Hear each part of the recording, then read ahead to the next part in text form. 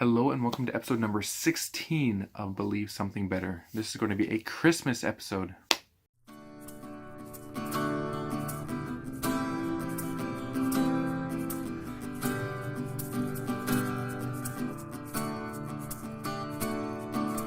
I can see your face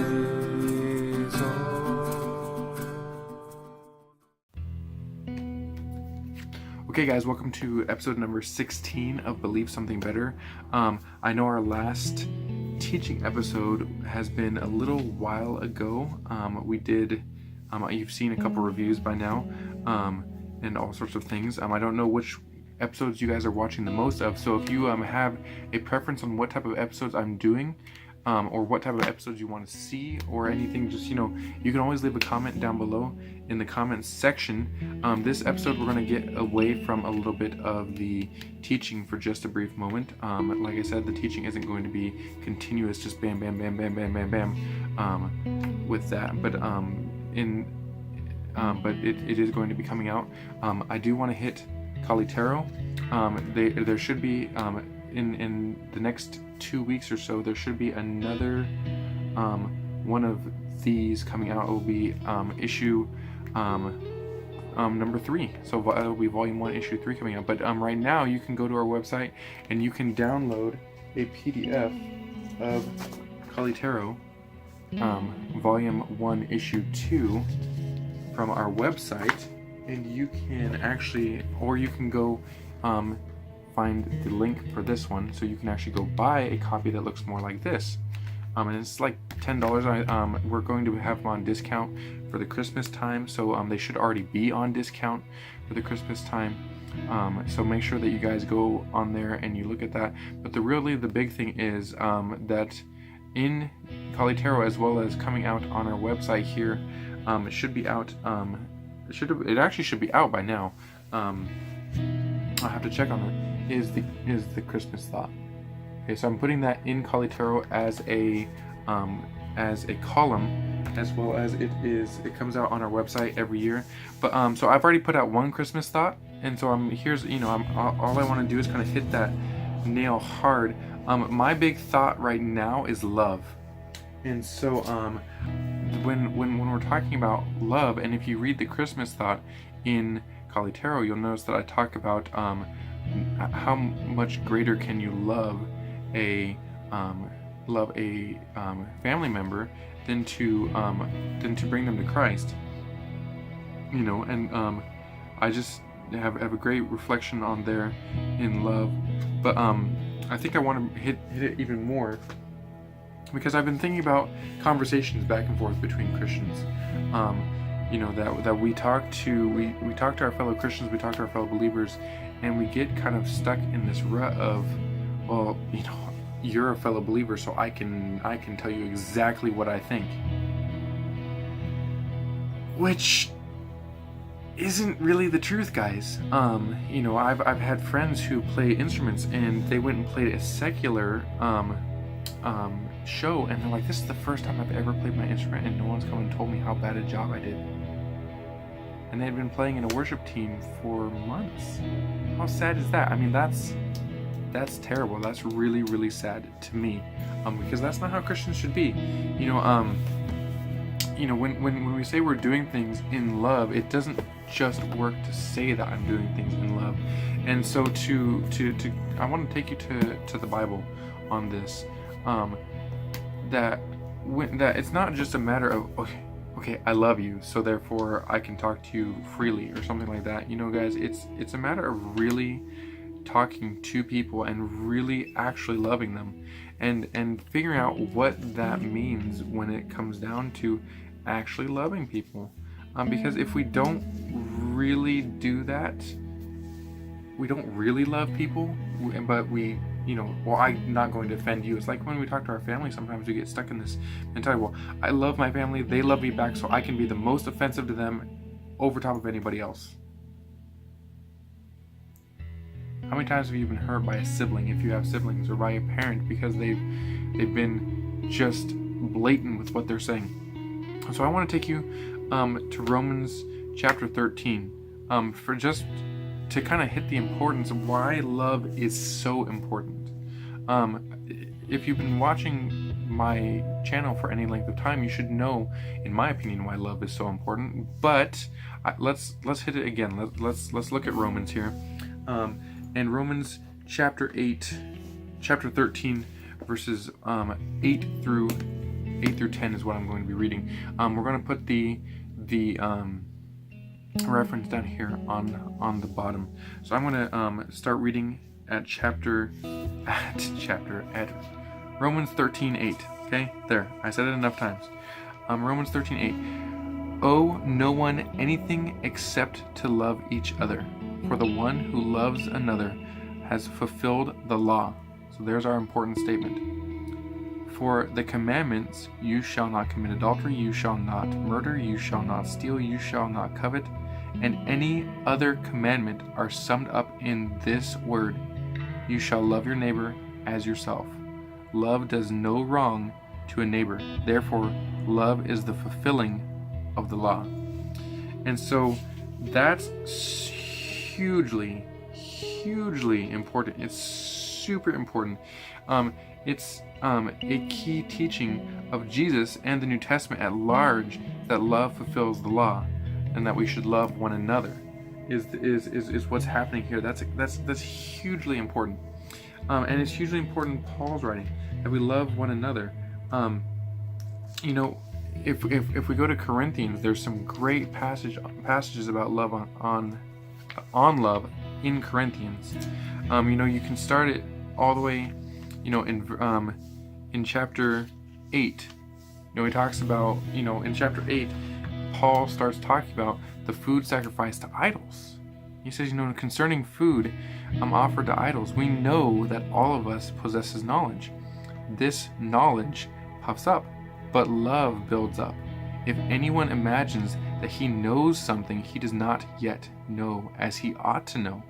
But if anyone loves God, he is known by God.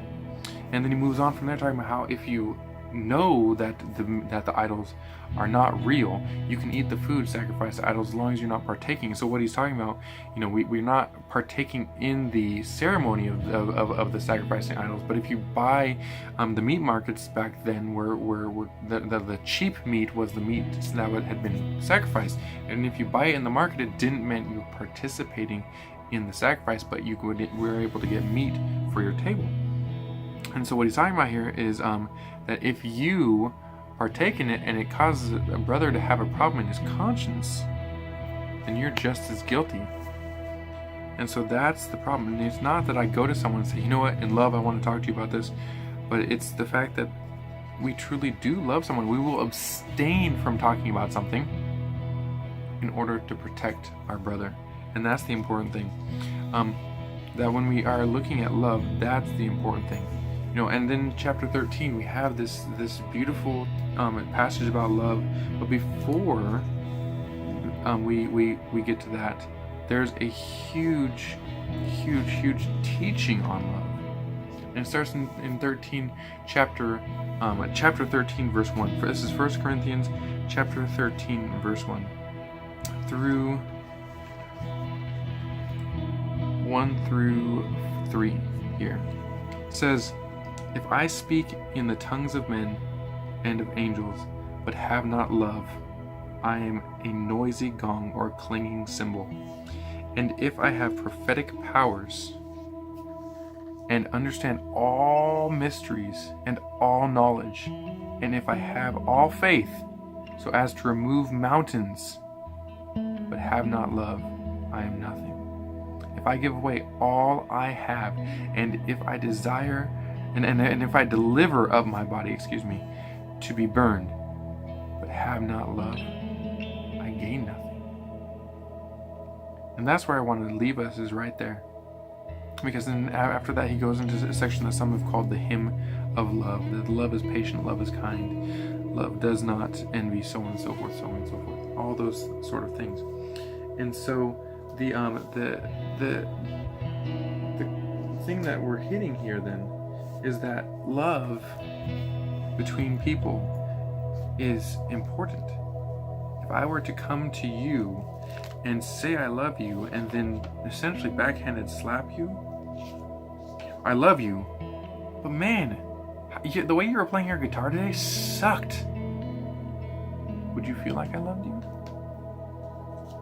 Would you feel like I truly had love for you in my heart?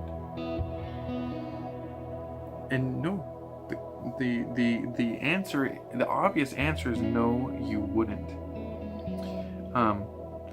And I want to point out here that some of you are probably saying, well, if you quoted that from the King James Version, then it wouldn't be love, it'd be charity. But the Greek word behind it is agape. And I don't know why. I wasn't there in the late 1500s, early 1600s to ask the question. And I've never seen the footnotes, the translator's notes for the King James. Every King James I've ever owned has never had any translator's notes. So I don't know why they translated it as charity, but the word is agape. If I do not have agape, then it's nothing. It's worthless. And it's repeated there in each verse. If I do not have agape, if I do not have agape, if I do not have agape. And so that's the key here. That's the key here. That's the key in all of this. If you do not have love, it gains you nothing. I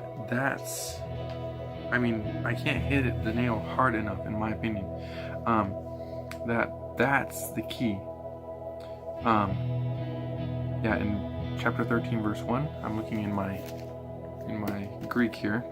Chapter 13, verse 1. If with the tongues of men I speak and of angels love but not do have, I have become as brass sounding or cymbal clashing. And if I have the gift of prophecy and know mysteries all and all knowledge, and if I have all faith so as mountains to remove, there it is again, agape, love but not do have, nothing I am.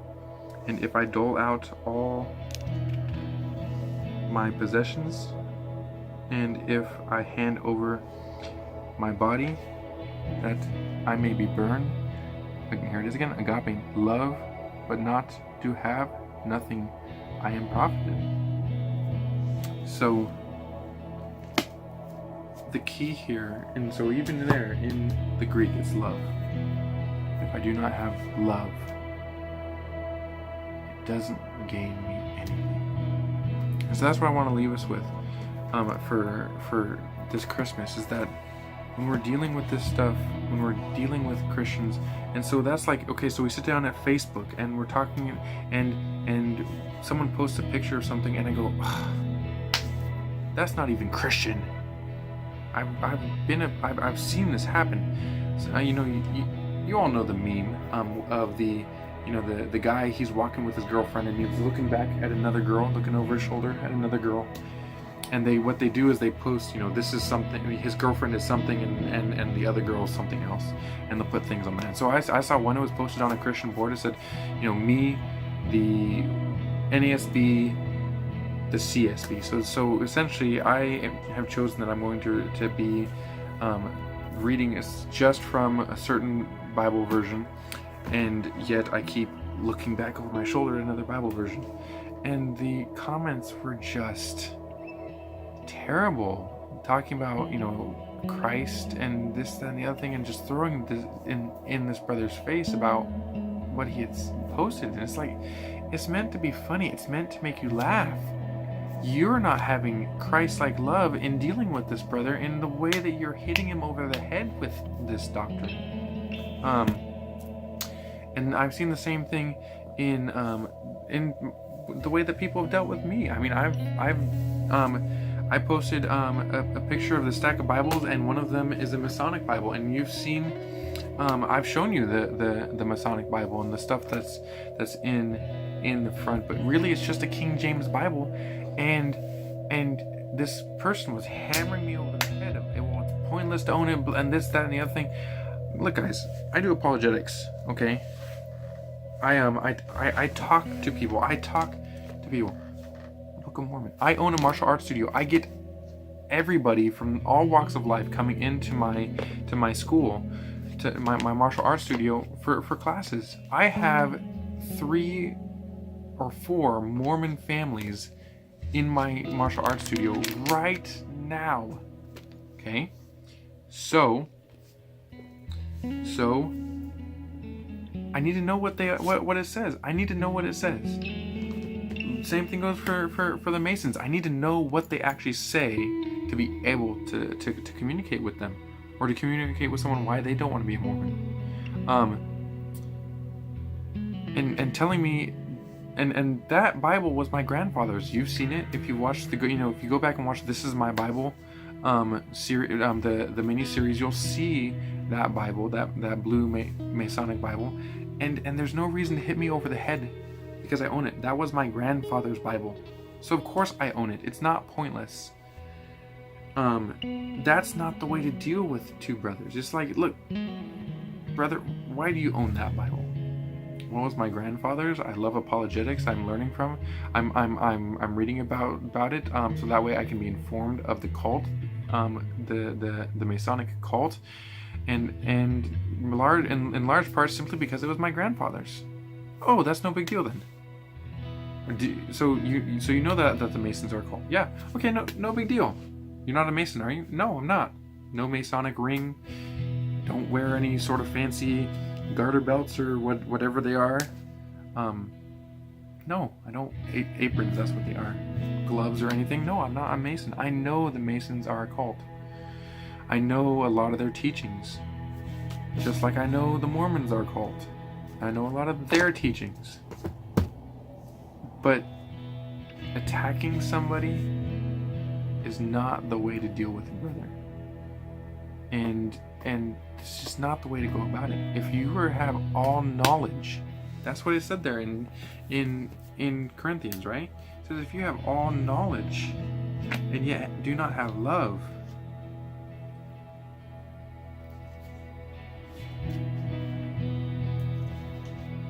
right here it says,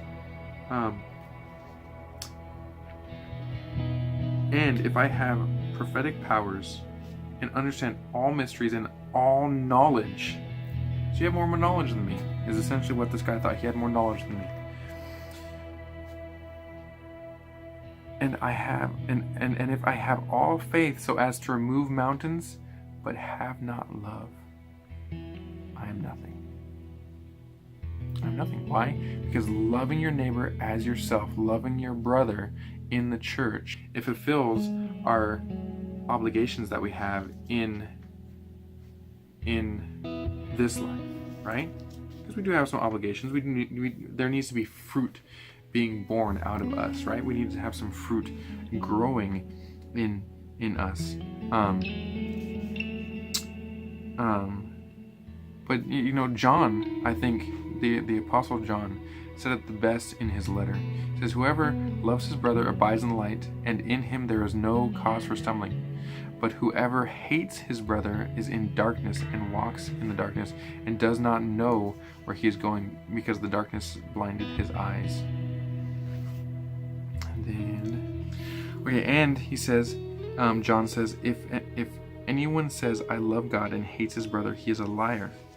For he who does not love his brother, whom he has seen, cannot love God, whom he has not seen. And so that's kind of where we are. If we are going to say that we love God, we have to be models of God. I mean, we're being conformed to the image of his son, right? That's kind of one of the big deals. You're being conformed to the image of the son. And that's what Paul says in Romans. But so the son loved. He loved so much. He came from heaven to earth and lived a perfect life and died an excruciating death. He gave up his power, came here and died an excruciating death, and rose that we might be with him forever. That we might have this wonderful, beautiful relationship with him for all eternity. That's what love is. That's what we're being conformed to. John also says that in 1 John. He says, this is what we know. This is how we know what love is, that he laid his life down for us. So that's That's where we are. If we're being conformed to the image of the Son, we're being conformed to the image of love. Beloved, let us love one another, for love is of God, and everyone that loves is born of God. He who does not love does not know God, for God is love. Or God is the full encompassment of what love is the meaning in the Greek there. So that's kind of what I want to make sure that we're on doing this Christmas. You know, I already wrote it in my Christmas thought. You can read that on Believe Better Ministries website, believebetterministries.com. You can read it in Kali Tarot. You can read it in the PDF of Kali Tarot. So, but let's go beyond a little bit with our not just loving our family and loving those people who are around us and giving gifts, but let's actually love one another as Christians.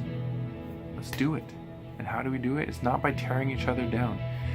Knowledge puffs up, as we read in Corinthians, but love builds up. You know, you really sucked on your guitar today. Does that build anybody up? Is that love? Thank you so much for playing your guitar today.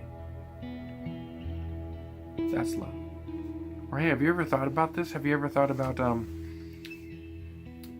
maybe if I have some knowledge, but in love I can show that knowledge? Have you ever thought about this? Yeah, I have. I've just had a hard time. Hey, do you want some help? I can help you. That's love. That's building up with love. Excuse me. I'm giving my time to build you up instead of it being, you really suck today. Do better. Or on this song you sucked, or on that song you sucked, or it doesn't even have to be sucked. It's like you were having some problems on Blessed Be Your Name, weren't you? That's not love. So let's think about that. Let's do a little bit better to work on that love. To work on that love. Okay, guys? I hope you guys have a Merry Christmas. If you like this video, please hit like and subscribe down below. And until next time, I'm praying that we are helping you to believe in something better.